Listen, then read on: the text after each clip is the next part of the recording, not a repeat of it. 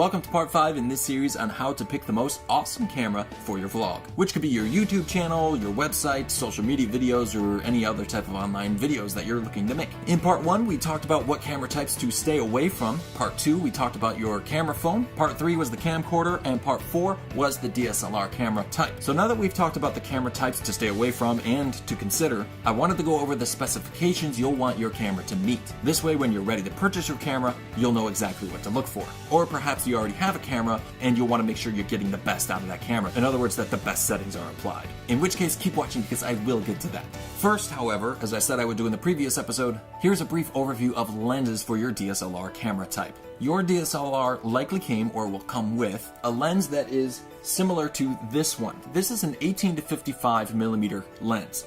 When you're all the way zoomed out, you're at 18 millimeters, all the way zoomed in, you're at 55. You'll also notice that your f-stop is something like 1.8. I think this is 1.8. I don't see it on here, but somewhere. I don't see it on here, but it's 1.8. The lower that f-stop number, the more light that lens is going to allow through into the camera to hit your image sensor. 1.8 is good, but you will find that when you zoom in to 55, your f-stop or aperture closes down to something like 3.4. It won't let as much light through. If you're not following along with all the technical mumbo jumbo, all I'm saying is the more you're zoomed in, the less light is getting through to your camera. So even though that this lens is good, you might find yourself in a situation where it's hard to get a nice bright image. And while I do recommend lighting kits and shooting in nice bright natural sunlight, sometimes you just can't avoid being in a low light situation. So you might want to consider this lens. This is a 35 millimeter lens and its f-stop goes down to 1.6. Now this is a fixed lens, which means you do not zoom in or out. It's always right there at 35. If while using your 18 to 55 millimeter lens you find yourself always at the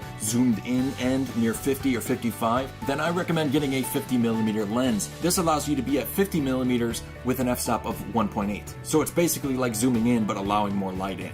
Now I have Nikon lenses here, but if you use Canon or Sony or something else, all of these numbers on the lenses are rather similar, but they may vary a little bit in the number. I'm talking about a 50 millimeter Nikon lens, but Canon's version of this might be 55. Very similar. Make sure you're subscribed because in part 7 of this series I will be giving my top 3 lens type recommendations. Okay, enough of the lenses. Let's talk about those technical specifications that you'll want your camera to meet. And this will go for any type of camera. Now there are a few non-negotiable specifications and there are some flexible specifications. The non-negotiable specifications are that your camera must shoot in the 1920 by 1080 resolution with a frame rate of at least 30p. If it doesn't say p, it's not good enough. If it doesn't say 30p, it may say 29.97p, and that's basically the same thing. That's okay.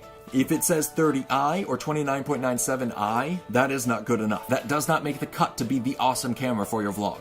If while looking into a camera and you don't see p or i next to the frame rate, do more research. Call your local camera store up and see if they have that camera, see if they can tell you if it does in fact shoot in 30p or 29.97p. The flexible specifications are if it records in .mov files or .mp4 files. Either one is fine. And just about any and every video editing program will be able to read both of those file formats. But I do recommend the H.264 codec, which is MP4.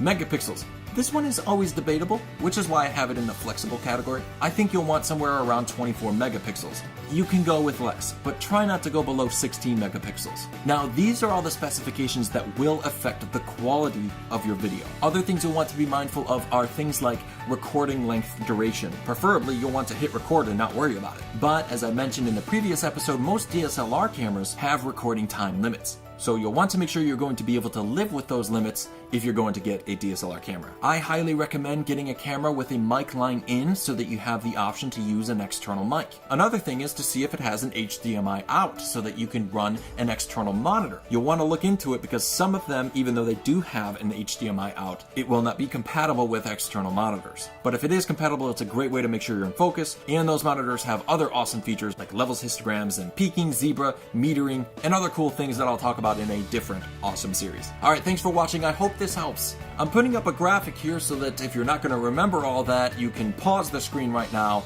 jot all this down, take it to the camera store, hand it to the guy and say, get me a camera that meets these specs. Next week I will be giving my top 3 most awesome cameras that I recommend for your vlog. So please subscribe, like, and share. Thanks so much. Bye.